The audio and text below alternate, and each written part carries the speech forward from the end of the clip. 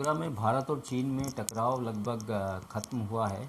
चीनी सेना ने 15 महीने बाद वहाँ से अपने जो इंफ्रास्ट्रक्चर खड़ा किया था टेम्परेरी, उसको हटाना शुरू किया है और दोनों देश की सेनाएं उस इलाके से जो PP-17 है उससे पीछे हटी हैं।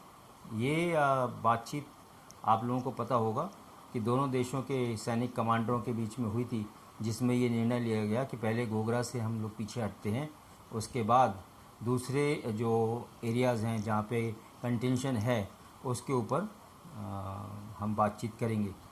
तो पेट्रोलिंग पॉइंट जो है पिछले 15 महीने से दोनों देशों में आमने सामने हो गए थे, तो अब वो खाली कर दिया गया है। तो अब ये देखना है कि पेट्रोलिंग के लिए इजाज़त उन इलाकों में कितनी दूर तक मिलेगी और यथास्थिति के बारे में उन्होंने कहा है कि हम बना के रखेंगे। और 31 जुलाई की मीटिंग के बाद फिर 4 या 5 तारीख को या 4 और 5 तारीख के बीच में ये दोनों गतिविधियां हुई हैं, जिससे ग्राउंड पर जाके दोनों देश की सेनाओं की टीम ने उसको सही पाया है और उसको डिमार्केशन किया है और कहा है कि हाँ, इन इलाकों से अब दोनों देशों की फ़ौज जो है पीछे पीछे हो गई है और जो भी इंफ्रास्ट्रक्चर टेम्परेरी खड़ा किया गया था वो भी हट गया है। अब पिछले 6 महीनों में अगर हम देखें, बातचीत के दौरान तकरीबन 4 कंटेंशियस इशूज़ थे, जो इलाके थे जहाँ पे एक दूसरे के ऊपर क्लेम कर रहे थे, वो अब ख़त्म हुआ है और मोर्चे का अब टकराव नहीं है दोनों देशों के बीच में और पूर्वी लद्दाख में LAC पर जो है अब गतिरोध दूर हो गया है। ये दोनों इलाके में सैनिक जो है पिछले साल से डटे हुए थे और आपको याद होगा सर्दी निकल गई और पिछली गर्मियाँ निकल गई। ये दोनों निकलने के बाद अब उस इलाके में जो है थोड़ी बहुत शांति है और अब बचे जो हैं इलाके जिनमें बातचीत अभी होनी है, जो कि टकराव की स्थिति में है, वो है हॉट स्प्रिंग और देप्सांग। देप्सांग का इलाका जो है वो प्लेन है, वो टैंकेबल है और उस पर दोनों देशों की नज़र है, क्योंकि वो स्ट्रेटेजिक प्लेस है जहाँ पे टैंक दौड़ाए जा सकते हैं, आर्मर्ड बैटल वहाँ पे हो सकती है।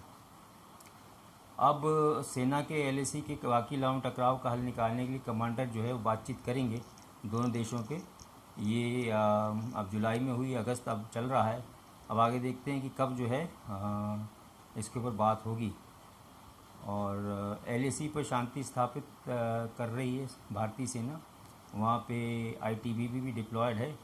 अब देखना है कि शीघ्र ही अगली वार्ता जो होती है उसमें कितना सक्सेस या सफलता भारत को मिलती है, क्योंकि चीन नहीं चाहेगा कि वो ऐसे इलाकों से हटे जहाँ पे उसको स्ट्रेटेजिक एडवांटेज है।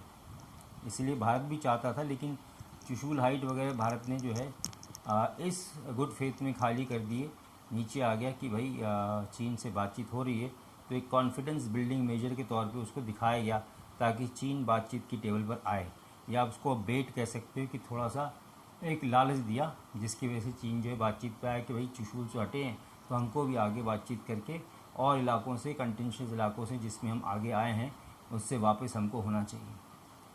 तो आगे देखते हैं कि क्या नीति होती है दोनों देशों की और कैसे जो है कमांडर्स बातचीत करके इसका हल निकालते हैं।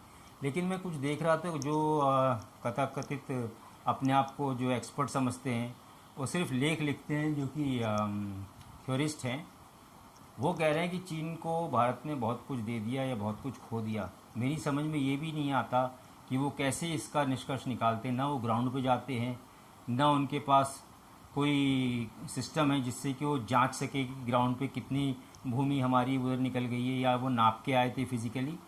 तो ये सब सुनी सुनाई बातें हैं।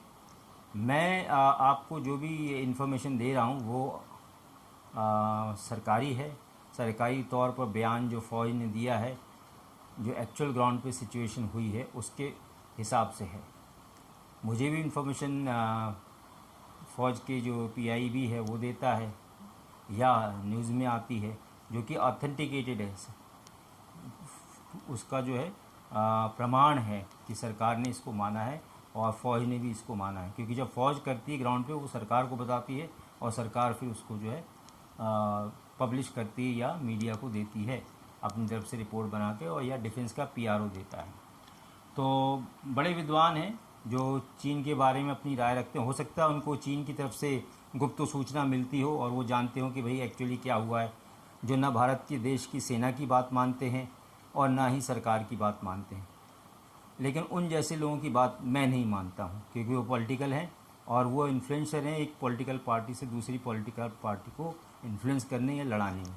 तो आज की बातचीत यहीं तक। अगर आपको कोई और सब्जेक्ट में इंटरेस्ट है, आप कुछ और जानना चाहते हैं, किसी और के ऊपर मेरा व्यूज़ सुनना चाहते हैं, देखना चाहते हैं, तो आप मुझे लाइक करें, वॉच करें, सब्सक्राइब करें और देखते रहें मेरे चैनल को। और जो भी रिक्वायरमेंट है वो आप मेरे को इधर कमेंट बॉक्स में लिख सकते हैं, जिससे कि मैं आगे नए वीडियो बना के आपको प्रस्तुत करता हूँ। तब तक के लिए धन्यवाद, नमस्कार।